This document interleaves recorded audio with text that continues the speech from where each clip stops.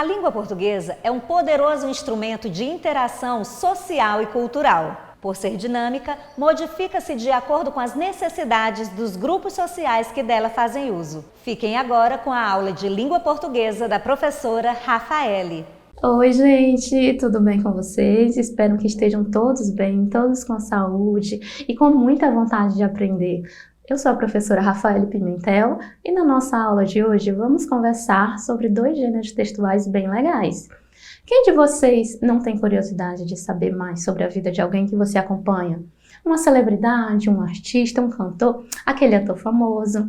Quem nunca ficou curioso e quis saber detalhes da vida de alguém? Nesta aula, vamos conhecer os gêneros textuais que contam sobre a vida de determinadas pessoas, que é a biografia e a autobiografia. Vamos começar pela biografia, que é um texto narrativo que relata a vida de uma pessoa importante e ou conhecida socialmente. Artistas, escritores, atletas, políticos, inventores, revolucionários. A palavra biografia, ela vem de 2 termos gregos, bio e grafia. Bio significa vida e grafia significa escrita. Portanto, a biografia é a escrita da vida de alguém. A biografia tem a função social de compartilhar para toda a sociedade o relato de vida de uma pessoa importante, de modo a popularizar ou acessibilizar esse conhecimento. O indivíduo biografado, ele deve ter uma relevância coletiva.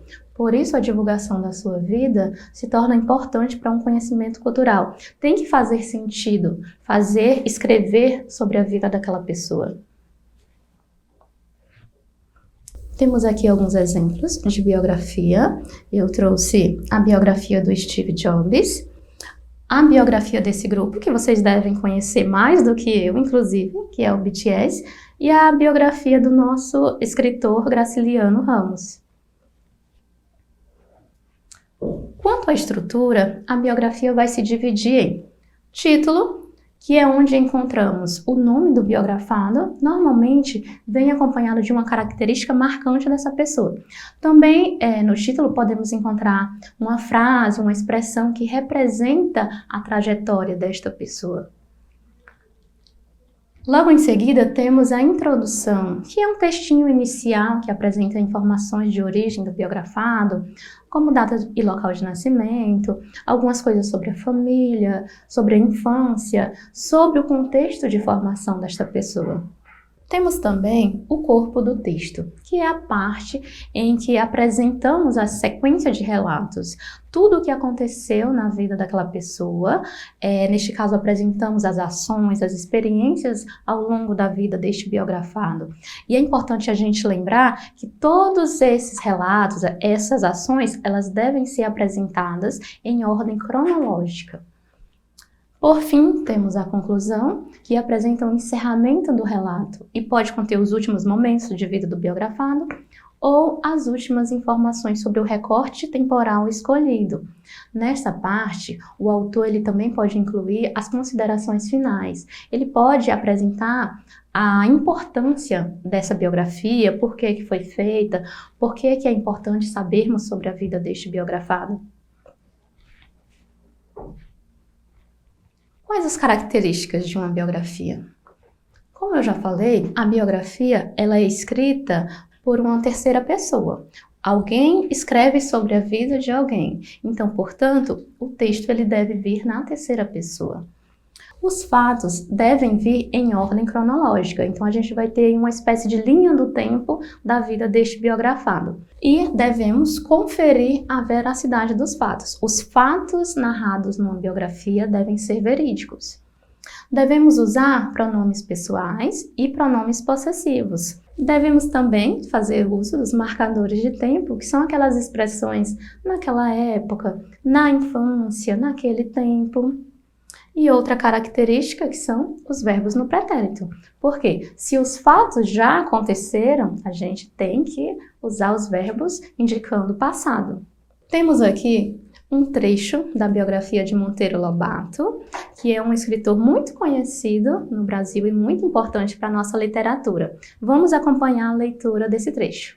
José Bento Monteiro Lobato foi um escritor e editor brasileiro, um dos mais destacados autores de literatura infantil do país.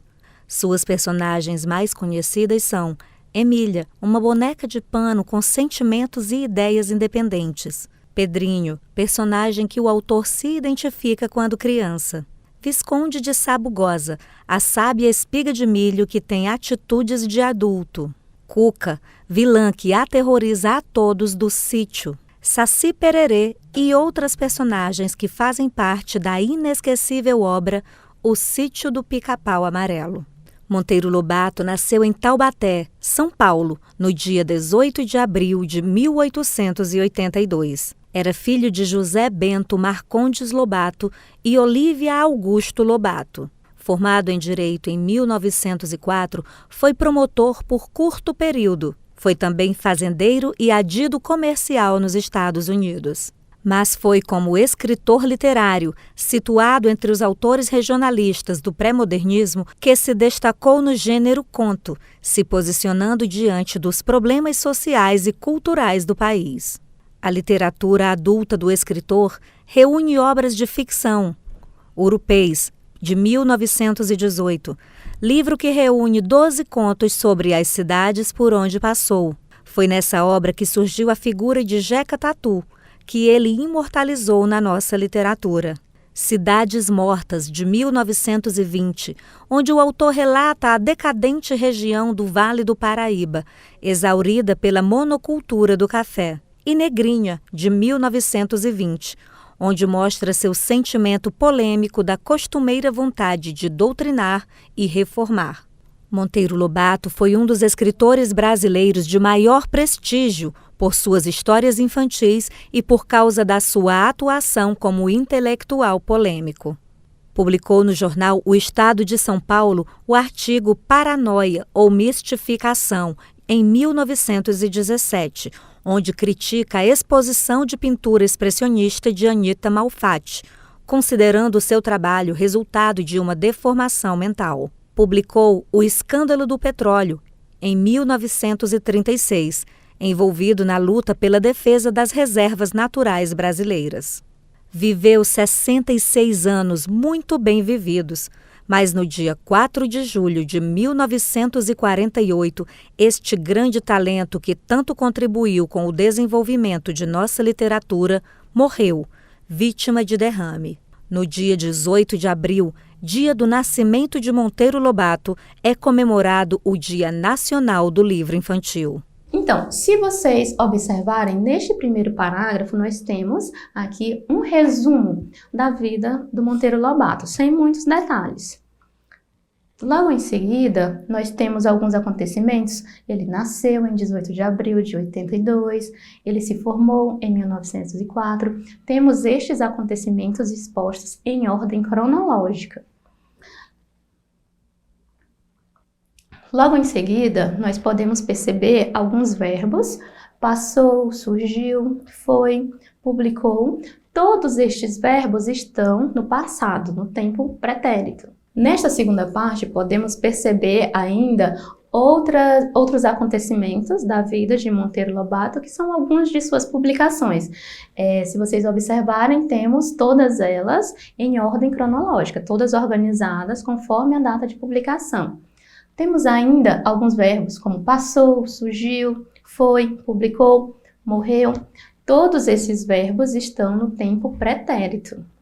E no final do texto, podemos observar a data de morte dele, que é o último acontecimento da vida dele, e ainda um dado importante sobre a vida dele, que foi a transformação do dia do seu aniversário como sendo o Dia Nacional do Livro Infantil.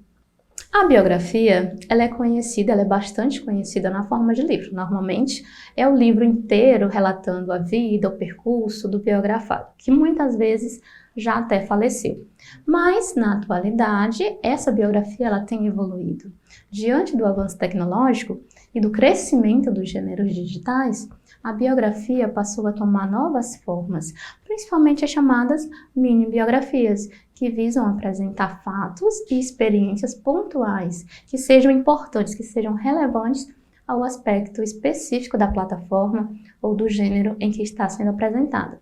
Assim, encontramos biografia em capas de livros, em sites de internet, em jornais, revistas, redes sociais. Nós já aprendemos que a biografia é a história da vida de alguém, contada por uma terceira pessoa.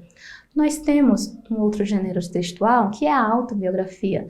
Neste caso, o próprio autor narra a sua vida ou parte dela. As autobiografias, elas podem assumir diversos formatos. Podemos encontrá-las em diários, em memórias, em poemas, músicas, roteiros e até cartas. Temos aqui alguns exemplos de autobiografia. Eu trouxe para vocês a autobiografia da Malala, que é uma menina, apesar de criança, ela já lutava pelo direito da educação e quase morreu por causa disso. Temos a autobiografia do escritor português José Saramago e o diário de Anne Frank. Como eu falei para vocês, a autobiografia ela pode vir em outros formatos. Neste caso de José Saramago e o diário de Anne Frank, nós temos aí 2 diários. Normalmente, a narração da biografia é feita na primeira pessoa do singular e aborda questões íntimas e pessoais, como a gente vai poder observar aqui neste trecho da autobiografia de Malala.